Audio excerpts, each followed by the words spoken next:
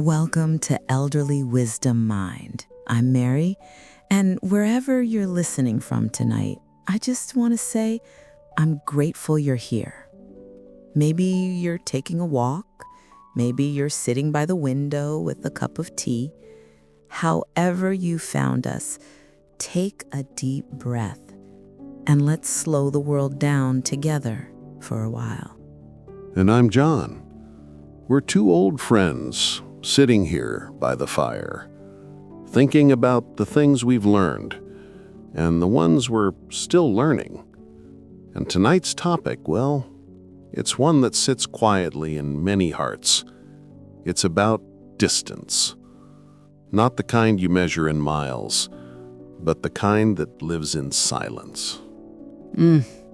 That silence between people who love each other, that's the hardest kind. It's not always angry. It's not even loud. It's just empty. A kind of stillness that carries the weight of things we didn't say.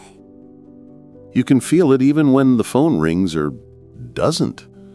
Even when you scroll past your child's picture online, wanting to comment, but stopping yourself. Silence has a way of building walls so slowly, you don't realize you're on opposite sides until it's too high to climb. You know, I once went nearly 2 years without speaking to my sister. 2 years of birthdays, holidays, and empty chairs. We weren't angry, not really. We were just both waiting for the other to be the one to reach out first. And in that waiting, we lost time we'll never get back. That's powerful, Mary. I think most of us have been there, that tug-of-war between love and pride. We tell ourselves, I'll reach out when they do, or I've already done enough.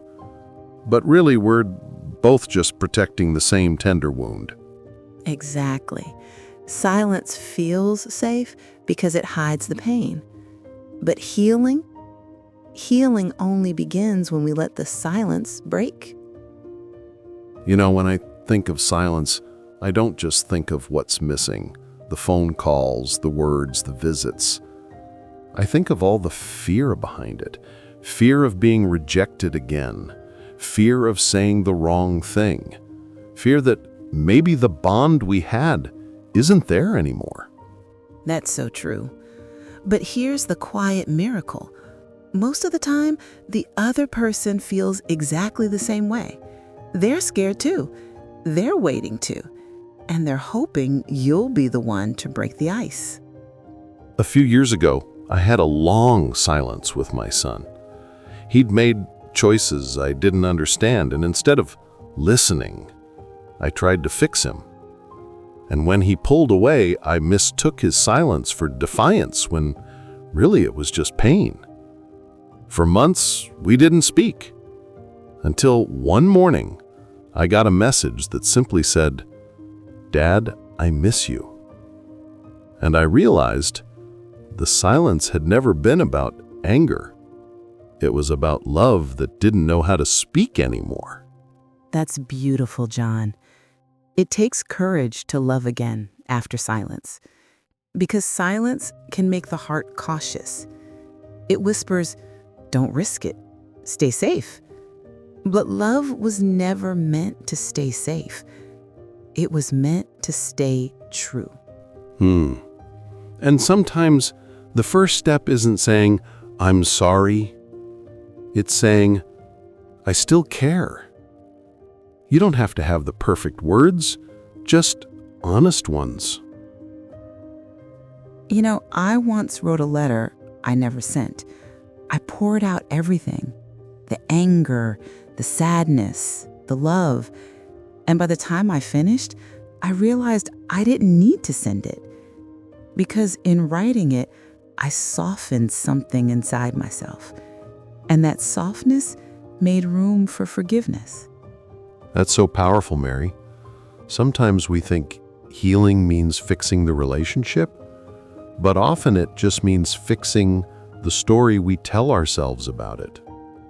Maybe they didn't mean to hurt you. Maybe they're just as lost as you are. Maybe they're waiting for grace, not words.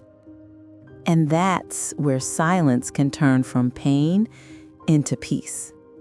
When we choose to fill it with compassion instead of resentment. You know, Mary, there's a line I once wrote down in my journal. Time doesn't heal distance. Communication does. And I've learned that even a small act of reaching out, a text, a card, a photo, it tells the other person, I'm still thinking of you. That's how healing begins. One small human gesture. Yes. And sometimes it's not even about fixing the past. It's about opening the door for the future. Even if the past still hurts, even if they don't respond right away. The act of reaching out, that's love speaking louder than pride.